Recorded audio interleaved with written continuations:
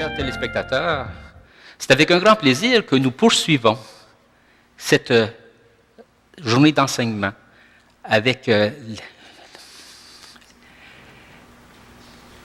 Monseigneur Daniel Berniquet. Monseigneur Berniquet va nous parler de la foi.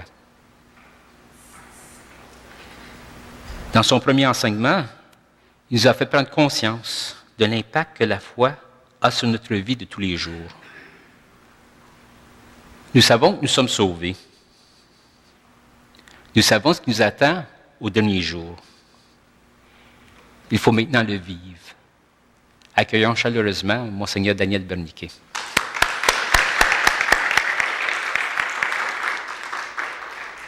Merci, Jacques. L'aventure de la foi. Au fond, hier, on a pris le temps dans les dernières réflexions qu'on a eues ensemble, pour certains la semaine dernière.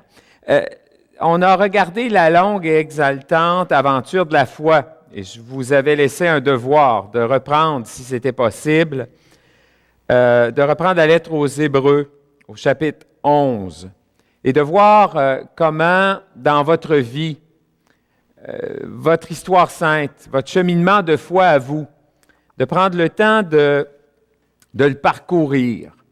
Oui, je l'ai dit, je l'ai répété, je vais le faire encore parce que je me rends compte dans ma vie à moi, en tout cas, le fait de répéter et de reprendre, ça nous aide à vraiment approfondir bien des choses. C'est important de se redire que cette année de la foi sera toujours d'actualité. Pour les téléspectateurs, peut-être qu'on verra les émissions, les réflexions qu'on vit aujourd'hui, on les verra, peut-être l'année de la foi sera terminée, mais pourtant, Dieu sait comment ce sera toujours d'actualité pour des croyants et des croyantes.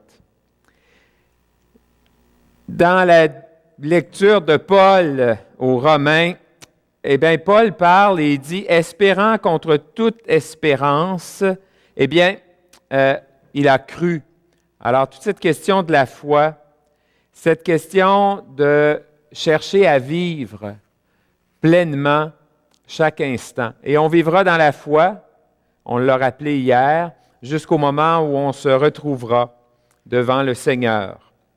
Oui, nous sommes appelés à faire resplendir de bien des manières dans notre vie la réalité de la foi.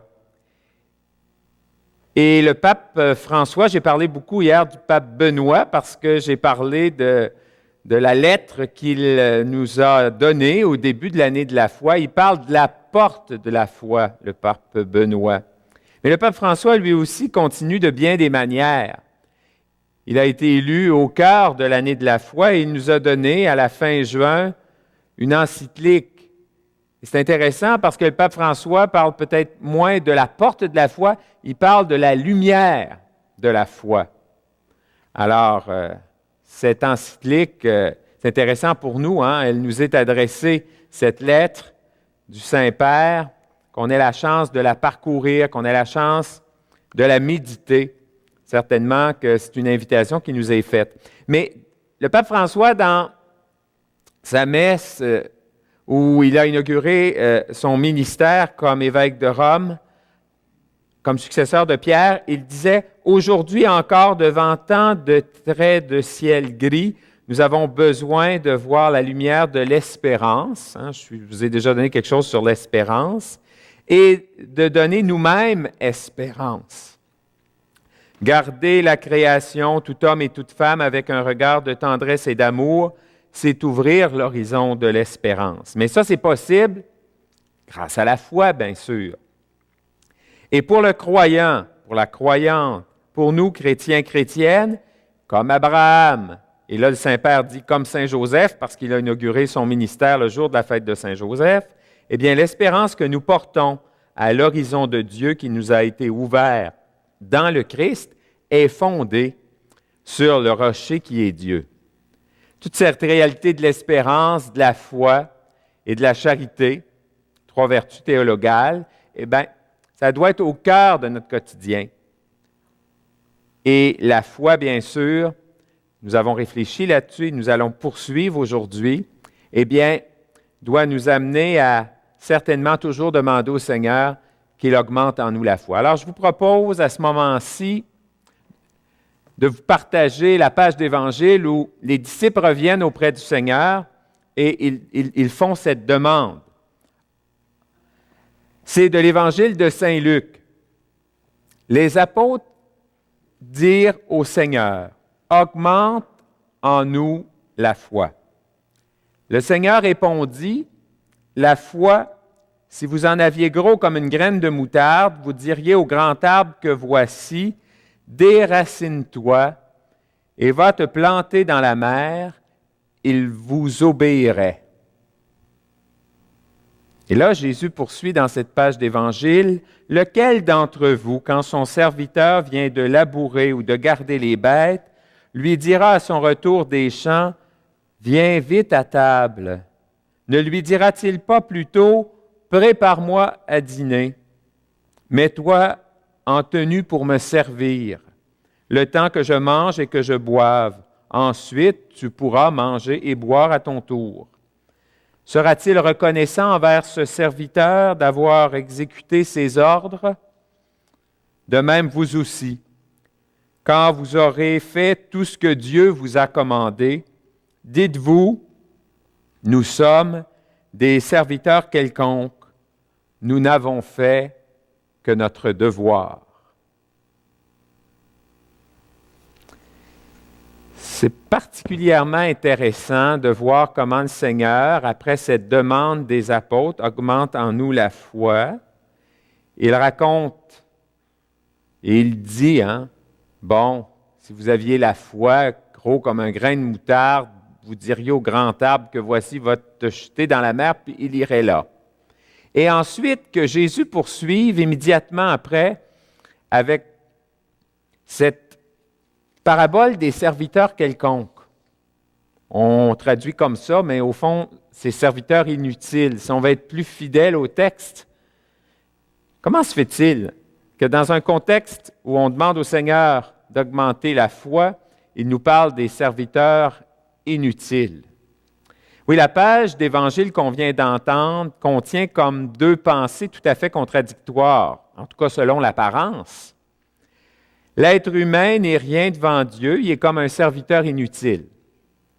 Et pourtant, par la foi, il peut participer à la puissance créatrice de Dieu comme quelqu'un qui déplacerait un grand arbre pour le jeter dans la mer par sa seule parole. Qu'est-ce que ça nous dit à nous aujourd'hui? Si Dieu existe, s'il ne peut être qu'infiniment au-dessus de tout, au-dessus des choses de l'univers, au-dessus de l'être humain, il ne peut être que le tout grand, le tout autre, le transcendant. L'au-delà de tout, finalement. C'est bon de se dire qu'un Dieu à portée de nos sens, un Dieu visible, tangible, ne serait jamais qu'un objet de ce monde, au fond. Parmi d'autres, un objet à notre hauteur. Si je pouvais comprendre Dieu, c'est ça, c'est la réalité de la foi. Saisir Dieu, on ne comprend pas toujours. Eh bien, c'est qu'il ne serait pas plus grand que mon esprit. Mais pourtant, c'est évident. On peut comprendre, si on dit, par exemple, un enfant qui vient au monde, eh bien, il ne peut pas comprendre tout ce que son père connaît. Ce serait alors un génie ou bien le Père serait bien limité. On comprend cette image-là. C'est un peu comme ça avec nous, avec Dieu. Alors, il nous faut donc recevoir, alors qu'on réfléchit sur la foi, ces paroles du Seigneur. Serviteurs et servantes inutiles. Comment on reçoit ça? Il faut recevoir ça certainement dans l'humilité. Parce que cette parabole est un peu scandaleuse. Jésus en a des bonnes, hein? Et ça doit nous interpeller aujourd'hui. Évidemment, il ne faut pas s'appuyer sur cette parabole des serviteurs inutiles pour justifier une attitude antisociale de manque de respect des serviteurs. Pas du tout. Parce qu'il ne faut pas oublier que dans le même évangile, dans d'autres passages, Dieu nous est montré comme ce maître qui, revenant des noces, se met en tenue de service pour donner le repas à ses serviteurs, qui l'attendaient fidèlement à son retour avec leur lampe à la main. Il faut accepter ces contradictions. Parce que si nous, on est des serviteurs inutiles, Jésus a choisi, dans le même évangile selon Luc, de se présenter lui-même comme un serviteur. C'est une très belle image. À son retour des noces, il prendra la tenue de service et les servira chacun à son tour. Dans la parabole, c'est ce que Jésus raconte. Veillez à toute heure, car vous ne savez ni le jour ni l'heure où le Seigneur viendra. Ce n'est pas pour nous faire peur que le Seigneur nous parle comme ça. Parce qu'avec le Seigneur Jésus, ce n'est pas dans le monde de la peur. Mais le Seigneur nous dit, au fond, faites ce que vous avez à faire et faites-le tout de suite. J'aurais donc dû, si j'avais su, j'aurais pu. Non, non, non. Pour des chrétiens, pour des chrétiennes, pour des croyants, des croyantes, pour des gens qui vivent dans la foi, ce n'est pas un chemin qu'il faut prendre. Oui, cette image des serviteurs inutiles, des serviteurs quelconques, c'est pour nous, mais rappelons-nous que le Seigneur lui-même se présente comme un serviteur.